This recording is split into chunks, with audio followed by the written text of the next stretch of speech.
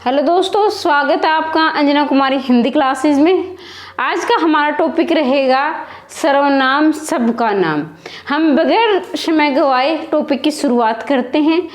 देखिए, सर्व का मतलब होता है सबका, और नाम का मतलब आप जानते ही हैं, नाम, सबका नाम। अब आप ये सोचते होंगे, यानी किसी भी शब्द या किसी भी टॉपिक को इसकी हमें आवश्यकता क्यों पड़ी और ये क्यों आया, इसका आविष्कार क्यों हुआ, इसकी खोज, ये सब हमारे दिमाग में उठता होगा। तो इस सर्वनाम की आवश्यकता क्यों पड़ी, आपके मन में ये सवाल होगा। तो इसका हम ये मतलब जान लेते हैं। जैसा कि आप सब जानते भी हैं, कुछ नहीं जानते वो सुन लेंगे, और जो जानते हैं वो इसका रिवीजन कर लेंगे। देखिए, हम पहले क्या होती थी संज्ञा, जैसे मैंने आपको जैसे बताया, राम बाजार गया, राम बाजार से सब्जी लाया, राम ने खाना बनाया। तो ये बार बार में राम आ रहा है, तो ये इससे क्या है, भाषा जो है में एक असुंदरता, यानी अच्छी नहीं लग रही है, बार बार में राम राम राम। तो उसके जो है संज्ञा की पुनरावृत्ति को रोकने के लिए हमें जो है सर्वनाम की आवश्यकता पड़ी। तो भाषा की सुंदरता बढ़ाने के लिए भी, और जो संज्ञा शब्दों की पुनरावृत्ति को रोकने के लिए भी हमें जो है सर्वनाम की आवश्यकता पड़ी। तो हम अब इसकी शुरुआत करते हैं। मैं लिख भी देती हूँ, आप इसे नोट भी कर सकते हैं। देखिए, सर्वनाम का मतलब होता है सबका नाम। वह शब्द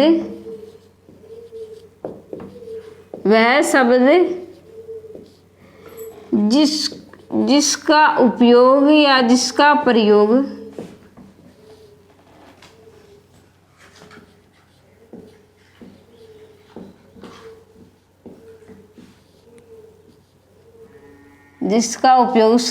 संज्ञा की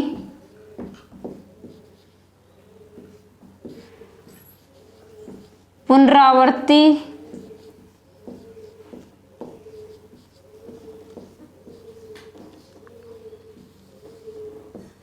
को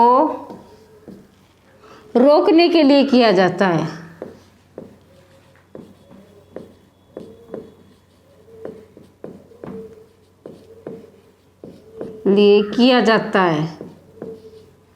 अब देखिए, एक तो हमें एक पॉइंट तो ये मिला है। अब दूसरा क्या है, एक तो ये हो गया है। अब दूसरा क्या है, दूसरा होगा वह शब्द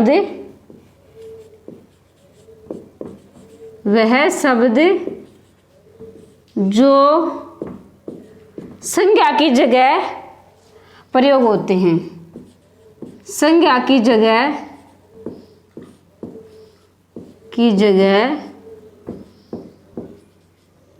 प्रयोग किए जाते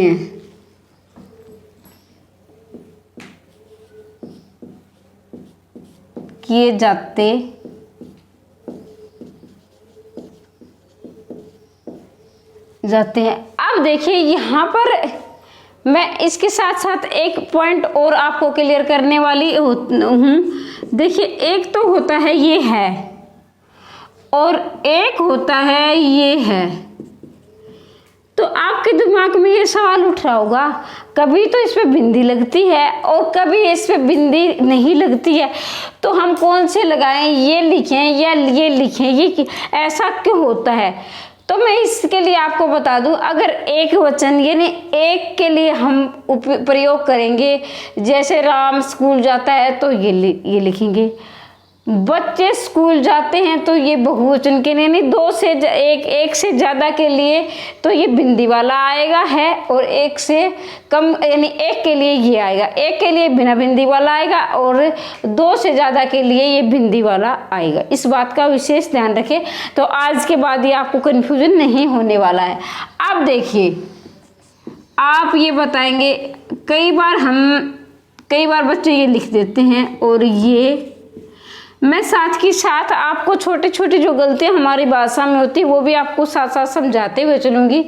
देखिए, आप बताएंगे कौन सा ठीक है। अब देखिए, एक ये होता है और एक ये होता है, ठीक है, आप सोचोगे, आप समझेंगे कि ये कौन सा ठीक है, ये वाला ठीक है या ये वाला ठीक है। देखिए यहाँ पर मैं आपको बता दूं, ये जो है ठीक है और ये है गलत है और ये भी गलत है और ये भी, ये ठीक है। तो मैं हम लिखेंगे, देखिए उच्चारण करिए मैं, तो यहाँ पर जो है इसकी बिंदी की आवाज़ आ रही है और नहीं है वहाँ पर ये बिंदी आएगी। तो इस बात का आपको भी ध्यान रखना है। ये मैं इसको लिख देती हूँ। तो आप साथ की साथ जो छोटी छोटी गलतियां हैं, शुद्ध अशुद्ध जो हम बार बार गलत कहते हैं, उसको भी हम साथ लेकर चलते हैं। तो इसको मैं एक बार साफ कर देती हूँ और फिर हम जो हमारा टॉपिक है उसको समझेंगे।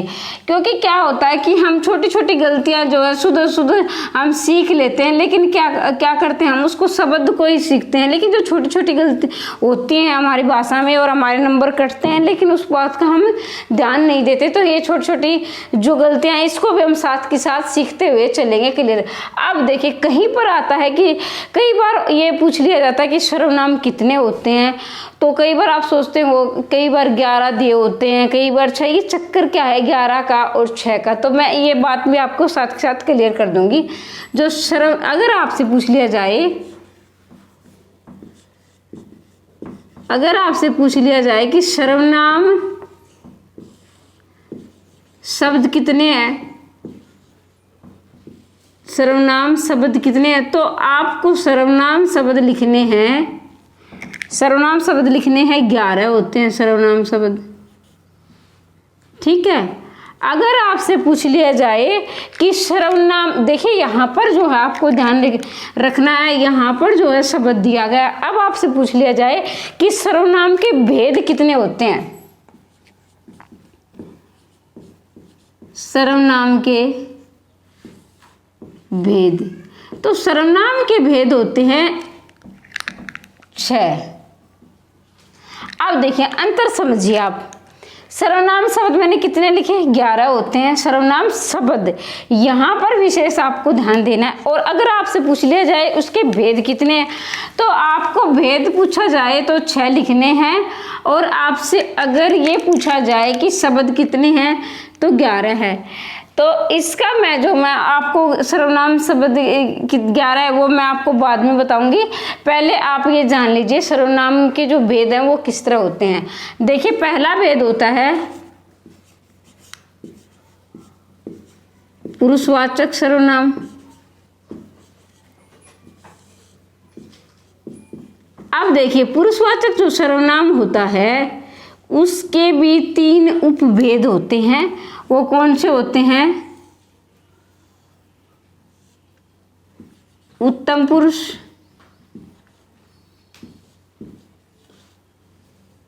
उत्तम पुरुष, फिर होता है मध्यम पुरुष, मध्यम पुरुष, और फिर होता है अन्य पुरुष, अन्य पुरुष। अब देखिए उसके बाद आता है मध्यम, उत्तम में आएगा मैं, उत्तम में आएगा मैं और हम। अभी मैंने आपको बताया कि मैं के ऊपर जो है बिंदी आएगी मैं और हम। फिर इसमें आएगा उत्तम, मतलब बोलने वाला होता, बोलने वाला पुरुष होता है जो हम, जैसे मैं बोल रही हूँ तो मैं उत्तम पुरुष। फिर होता है अन्य पुरुष, सुनने वाला जो होता है वो होता है अन्य पुरुष, जिसमें तू और तुम 2 होते हैं। इसमें जो है आप तू की जगह आदर के लिए, आदर सत्कार के लिए हम आपका भी प्रयोग करते हैं। फिर आता है अन्य, अन्य पुरुष में आएगा ये है, वह, ये, वे, और इसका होगा ये है उस हो। अब देखिए मैं, हम में भी जो है हम बहुवचन बनाने के लिए जैसे हम लिख देते हैं मैंने, मुझे, और फिर क्या है हमें, हमने, इस प्रकार हमको ये आ जाएगा। अब देखिए पहला हो गया पुरुषवाचक। अब दूसरा भेद कौन सा है? दूसरा है निश्चयवाचक। निश्चयवाचक सर्वनाम।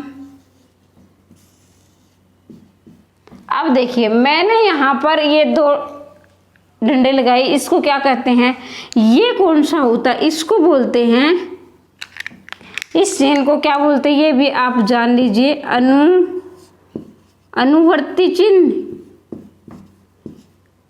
और अवतारक चिन्ह। अब देखिए अवतारक, क्योंकि मैंने इसको यहाँ से उतार लिया है ना, या इसका मतलब ये ऊपर जो लिखा है वह वैसे ही नीचे लिखा जाएगा। तो अवतारक मतलब उस शब्द को हमने नीचे उतार लिया, इसको अवतारक भी बोलते हैं, अनुवर्ती भी बोलते हैं और पुनर्वर्ती भी बोल देते हैं, पुनरुक्ति भी बोल देते हैं, पुनरुक्ति चिन्ह। अब देखिए ये मैंने निश्चयवाचक लिखा है। अब आपके दिमाग में ये आएगा अब कि इसमें निश्चयवाचक में कौन कौन से शब्द होते हैं। पुरुषवाचक में तो ये हो गया, आपने जाना। अब देखिए निश्चयवाचक में कौन कौन से होते हैं। निश्चयवाचक में होंगे यह, वह,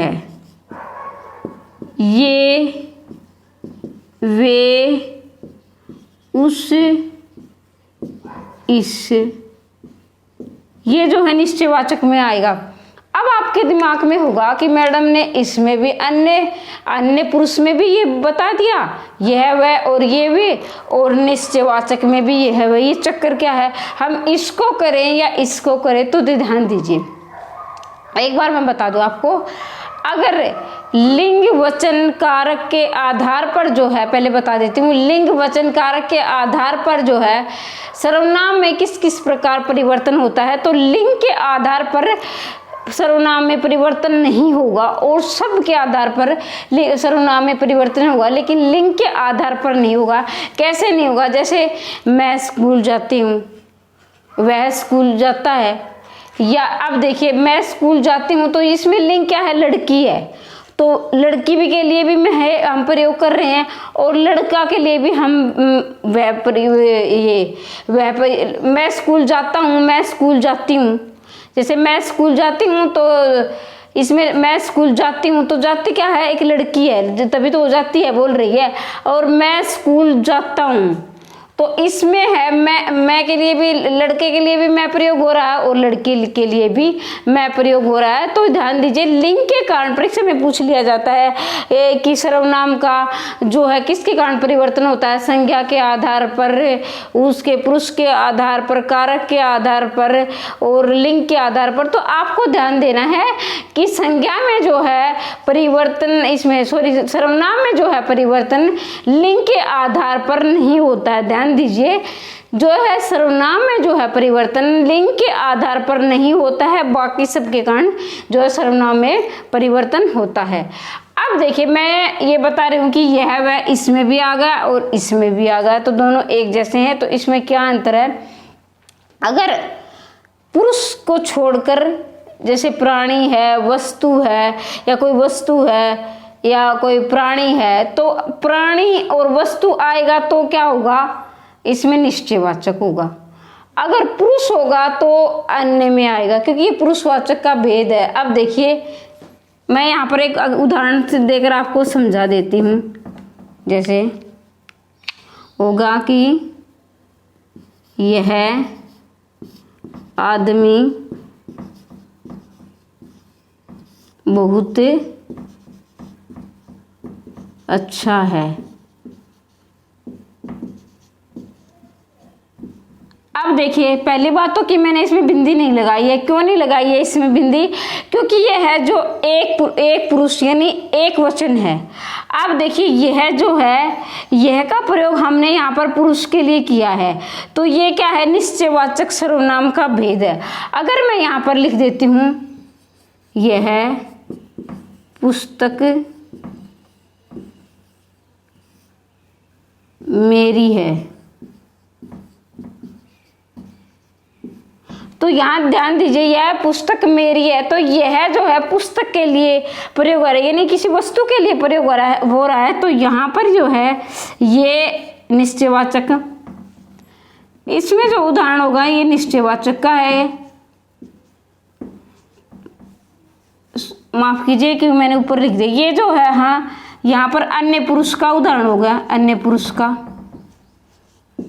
क्योंकि अन्य पुरुष क्योंकि यहाँ पुरुष के लिए प्रयोग हो रहा है। और ये जो है यह पुस्तक मेरी है, ये किसके लिए प्रयोग हो रहा है, ये हो रहा है, ये प्रयोग हो रहा है निश्चयवाचक के लिए, क्योंकि निश्चित हो चुका है कि यह पुस्तक उसी की है। ये है निश्चयवाचक का, तो ये आदमी के लिए प्रयोग हुआ तो ये अन्य पुरुष हो गया, और ये जो है पुस्तक के लिए ये निश्चयवाचक हो गया। तो उम्मीद करती हूँ आपको समझ में आ रहा होगा कि किस प्रकार निश्चयवाचक में यह वह आएगा और किस प्रकार पुरुषवाचक में यह वह का प्रयोग किया जाता है। तो निश्चयवाचक तो वो होगा, पुरुष को छोड़कर बाकी उदाहरण आएंगे वो निश्चयवाचक में आएंगे, और अगर पुरुष आएगा तो वो अन्य पुरुष में आएगा, यानी अन्य। तो यह वह का फर्क आपको नजर आ गया होगा। तो ना तो अब देखिए आगे जो हम भेद पढ़ेंगे वो होगा तीसरा नंबर अनिश्चयवाचक।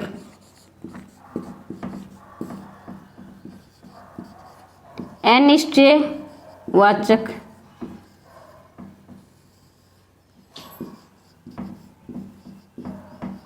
सर्वनाम, ये तीसरा है अनिश्चयवाचक सर्वनाम। तो सर्वनाम के कितने भेद बताए? 6 भेद, पुरुषवाचक, निश्चयवाचक, अनिश्चयवाचक। अनिश्चयवाचक में आएगा, अनिश्चयवाचक में 2 सर्वनाम होते हैं, कोई और कुछ। अब इसकी परिभाषा जिन शब्दों से अनिश्चित जो है, अनिश्चित उसका भेद हो तो वो अनिश्चयवाचक सर्वनाम होगा। देखिए मैं इसको साफ कर देती हूँ। अब क्या है, इसको हम ऊपर लिख के मैं आपको समझा देती हूँ कि अनिश्चयवाचक सर्वनाम किसे कहते हैं। इसमें कोई और कुछ 2 ही शब्द आते हैं, और बाकी जो 11 है मैंने सर्वनाम के शब्द बताए हैं कि 11 होते हैं सर्वनाम शब्द, और सर्वनाम के भेद कितने होते हैं? 6 होते हैं। तो यहाँ तक हमने समझ लिया था। अब हम लिखेंगे अनिश्चयवाचक सर्वनाम। अनिश्चयवाचक सर्वनाम ये तीसरा नंबर भेद है हमारा, अनिश्चयवाचक सर्वनाम। अनिश्चयवाचक में 2 होते हैं, कोई और कुछ।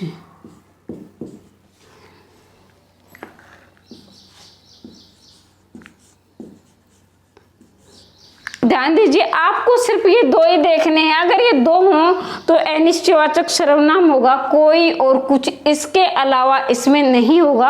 आपको ये समझना है कि कौन कौन से सर्वनाम शब्द सिर्फ 11 ही होते हैं। कोई का मतलब कोई होगा सजीव के लिए, कोई जो है प्रयोग होगा सजीव के लिए, और जो है ये होगा निर्जीव के लिए।